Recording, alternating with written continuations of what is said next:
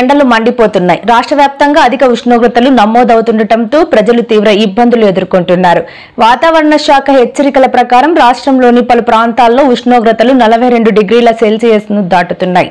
ముఖ్యంగా రాయలసీమ, తూర్పు గోదావరి, కృష్ణా జిల్లాల్లో ఎండ తీవ్రత ఎక్కువగా ఉంది. ఈ పరిస్థితులను ప్రజలు నిప్పులు కొలిమిగా వ్యవహరిస్తున్నారు. ఏసీలో నుంచి బయటకు వస్తే ఓవెన్లోకి వచ్చినట్లుందంటూ మళ్లీ ఏసీ గదులకే పరిమితమయ్యారు.